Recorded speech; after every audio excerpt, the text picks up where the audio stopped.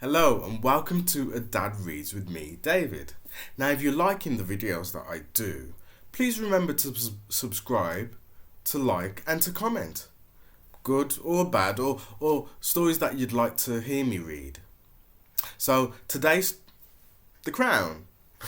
Well, that's about today's story. Today's story is called The Prince and the Porker and it's by Peter Bentley and David Roberts. Shall we read what it's about? Let's read it, shall we? The Prince and the Porker. Pugnacious was passing the palace one day when he saw 10 fresh buns left to cool on a tray. Thought Pugnacious. I'm sure that it's fine. If I try just one bun, that still leaves them 9. Delicious, he said as he chomped on that bun. And the next, until soon there were none. I wonder, he thought, if they've made any more.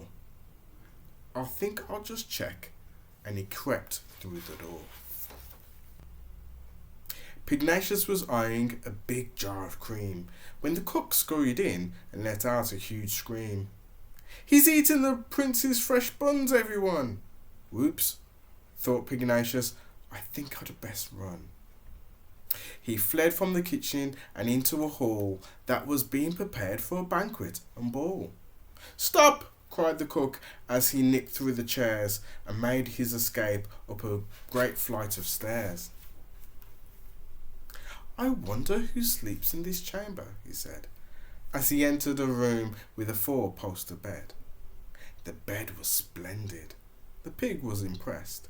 He chuckled. There's even a dressing-up chest. He had to agree that he cut a fine dash with his buckles and breeches and blue satin sash. What larks, he exclaimed as he added a wig that hid half his face. It was slightly too big. He admired his reflection from front, back and side. But what was that noise on the landing outside? Then the cook and the butler, 6 maids and a groom, plus several footmen burst into the room. Pugnacious grinned nervously back at the crowd, but to his astonishment, everyone bowed. The butler said, "Pardon this dreadful intrusion, your highness. I fear there's been some confusion. The cook is mistaken, it's quite clear to see. Now, what does your highness desire for his tea?" Gosh, thought Pugnacious, they think I'm the prince. And he said, for my tea, I'd like chocolate and quince. At once, bowed the butler. The pig thought, what fun. And he cheekily added, and bring a fresh bun. And then he ordered a cinnamon tart, nice and hot, and 2 jelly trifles, the biggest you've got. 3 tubs of syllabub, 4 treacle rolls, 5 figgy puddings, with custard, 6 bowls, 7 gâteaux, 8 gooseberry pies, 9 fondant fancies of extra large size. And lastly, said the pig, I almost forgot, 10 gallons of cream, and he gobbled the lot. Then it was time to inspect the new guard, who were neatly lined up by the gate in the yard. Now for more fun, thought the mischievous hog, and he ordered the soldiers to hop like a frog. He made them do cartwheels and gallop and leap, till they all ended up in a big tangled heap.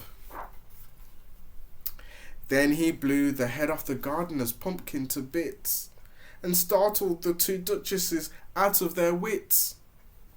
Now, said Pugnacious, I fancy more grub.